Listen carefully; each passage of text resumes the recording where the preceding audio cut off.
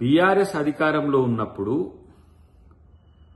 స్కామ్ల విషయంలో రాష్ట్ర పరిధిలో ఉందా కేంద్ర పరిధిలో ఉందా అని చూడకుండా ఇష్టానుసారంగా ఆర్థిక నేరాలకు వివిధ రకాల స్కామ్లకు పాల్పడ్డమాట వాస్తవం.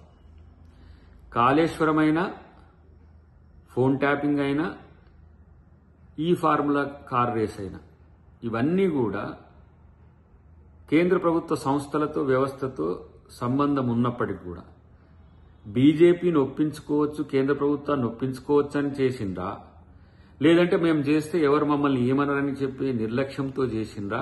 మొత్తానికైతే ఈరోజు సిబిఐ రేంజ్లో వాళ్ళు చేసిన ప్రయత్నాలన్నీ కూడా అందరికీ తెలుసు.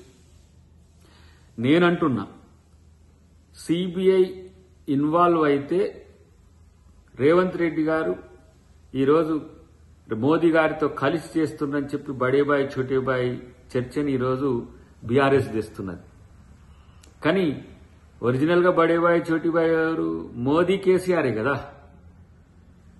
కేసీఆర్ ని కాపాడిందే మొత్తం మోదీ అమిత్ షా.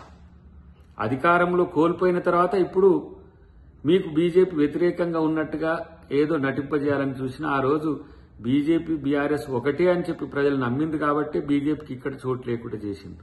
అయినప్పటికీ కూడా కేంద్ర ప్రభుత్వ సంస్థలు ఎంత వివాదాస్పదంగా ఉన్నా పరిధి వాటికి ఉన్నది కాబట్టి సిబిఐకి ఈరోజు ముఖ్యమంత్రి గారు ఈ 2 కేసులను అప్పచెప్పడం జరిగింది. ఎందుకంటే ట్రాయ్ నిబంధనలు ఇవన్నీ కూడా మనం చెక్ చేసుకోవాలంటే మీకు కేంద్ర ప్రభుత్వ సంస్థ అయిన సిబిఐతోనే సాధ్యమవుతుంది.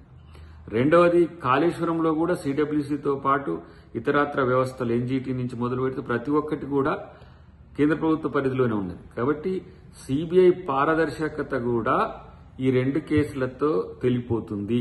బీఆర్ఎస్ ను బీజేపీ కాపాడుతుందా, లేదంటే ఆ రోజు మోదీ అమిత్ షా గారు బీజేపీ నాయకులు విమర్శించినట్టే కాళేశ్వరం ఏటీఎం అయిందని చెప్పిన దాన్ని నిజమన్నట్టు చేస్తారా?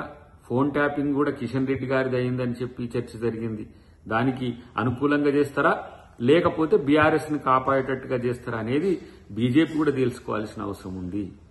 కాబట్టి తప్పు చేసి దొంగతనం చేసి రాజకీయంగా కాంగ్రెస్ పార్టీకి బీజేపీకి అంటగడతా అంటే కూడా ఎవరు కూడా ఈ దేశంలో నమ్మరు.